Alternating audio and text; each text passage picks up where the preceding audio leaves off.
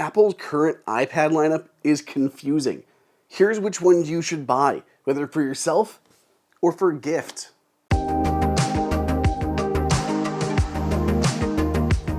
Welcome everybody to Apple Insider. It is Andrew here, and is this hurting anybody else's hands or just mine? Yeah, it seems Apple's iPad lineup has grown in recent years, leaving actually 6 models in the lineup in various colors and storage configurations. On my far left, your right, is the iPad mini, followed by the 9th generation iPad, the 10th generation iPad, the 5th generation iPad Air, as well as the 11-inch and 12.9-inch iPad Pros. That's a lot of different tablets to consider, and in this video, I'm going to try to help you make sense out of a little of this and give you recommendations on which tablets you should be buying for yourself or for others. So let's start off with probably the most niche of all of Apple's iPads, and that is the iPad mini. Now, this is such a niche device because it's really specific. It's an incredible little tablet that has a gorgeous edge-to-edge liquid retina display, Touch ID built into the power button, a capable camera, and Apple's A15 Bionic processor on the inside. Plus, it supports the 2nd generation Apple Pencil and USB-C. But despite its small size, it doesn't mean this thing is cheap. It comes in at like $500 for that base model with 64 gigs of storage. Well, it's more or less more capable than the 9th and 10th generation iPads. It's more expensive. So unless you really specifically want this small size and a lot of power, you should probably check out other iPads in Apple's lineup. Beyond the iPad mini, what is the iPad that I would recommend to almost everybody out there? Well, before we get to that, hey, excuse me, if I could just take a second to interrupt my own video, I have to thank our sponsor for this video, and that is Roborock. If there's been one new product that I have tried out in 2022 that I would wholeheartedly recommend to everybody, it would be the Roborock S7 Max V Ultra. This is a robotic vacuum cleaner that will vacuum your house, mop your house, it will even clean up after itself. It is absurd, and I can't even talk about everything that it does in this video because there's simply not enough time, but here are some of my favorite features. First is the empty wash fill docking station. It has an empty bin for dirt, it has one for dirty water, and it has one for clean water. Your vacuum goes out, will vacuum and mop everything in your home, it'll come back, it'll clean the mop on the underside of the vacuum, empty the dustbin, and fill it with new water. All in one, and then I'll go back to charging. It's super cool and convenient. Plus, you can control this entire thing using voice commands. If you have Amazon's Assistant or Apple's Siri, just tell it what you do want to do with Siri shortcuts, and it'll go ahead and clean a certain room, stop and return to dock, or whatever it is that you need. It has a remote viewing feature, so you can actually see where it is going as it's driving down your hallways or cleaning the rooms. You can control it virtually with a joystick and drive it around your house. And there's even spot clean. So say you were in the kitchen, you were baking for the holidays, you spilled some flour, some oats on the ground, just drop a pin, the vacuum will come, clean all of it up. Similarly, if you just have a lot of dog hair or anything else running around your house. And it has AI built in, so it'll avoid things like furniture and anything your dog may leave behind that you really don't want your vacuum running over. When you go to clean, you can control the suction level, how much mopping and scrubbing it'll do, and which rooms you want to clean. Mark off areas in your home that you don't want to go. Avoid delicate areas or even around your Christmas tree during the holidays. There's just so much you can do here. It is an extremely capable vacuum that I have been loving. If you want to check one out, there's a link for it down below in the description. Thank you again to Roborock for sponsoring this video. Thanks, me from a few days ago. So getting back to it, let's look at these iPads. Which one would I be recommending to most people?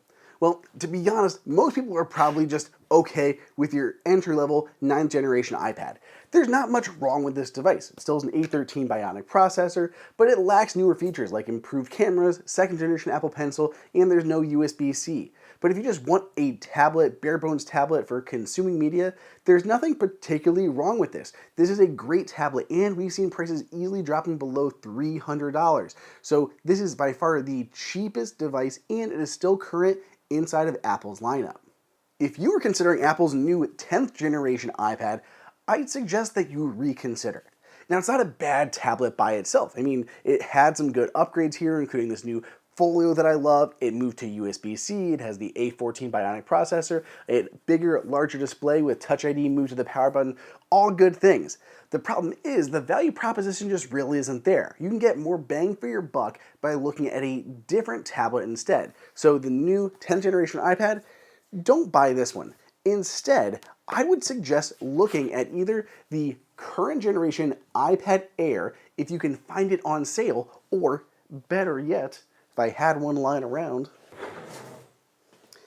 pick up a 4th generation iPad Air.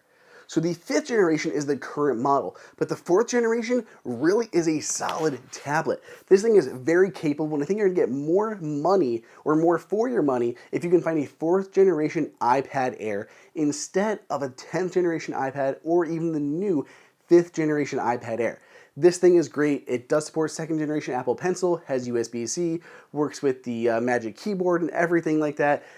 This is a great device, and I'd really recommend this for most people out there that just wants a middle-of-the-road tablet. It's technically an older generation, but this thing is still rocking. It still is a great, great device. I would recommend this if you are able to still find one of these in stock. When we move to the higher-end tablets, it gets a little bit more confusing, and it's really dependent on what your workflow is going to be and how much you want to spend.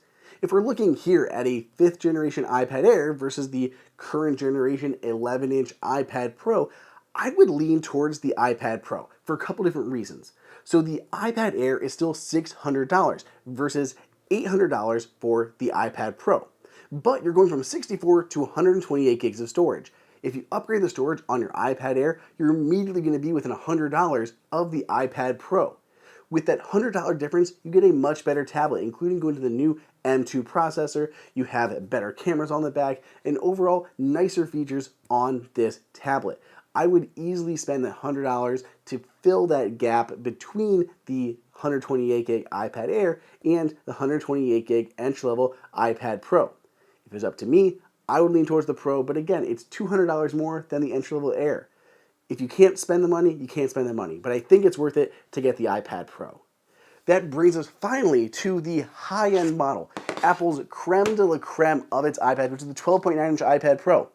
Most of you out there, you don't need this, you don't need it, don't buy it unless you have to have that super big display. It's very expensive, it can be a bit cumbersome to carry around, especially when you have the Magic Keyboard attached. It weighs a lot. So do not buy the iPad Pro 12.9-inch if you do not need it. Technically, the 12.9-inch has a better display, but I think for most people out there, you do not need this display. High-end pros, yeah, but you didn't need me to tell you that. You were already there. You're probably not even watching this video, so I don't know why I'm talking to you. Everybody out there, you know what to do. If you just want a basic iPad, go for that 9th generation and save some money. If you want to spend a little bit more, don't buy the iPad Air, the 5th generation, or the new 10th generation iPad.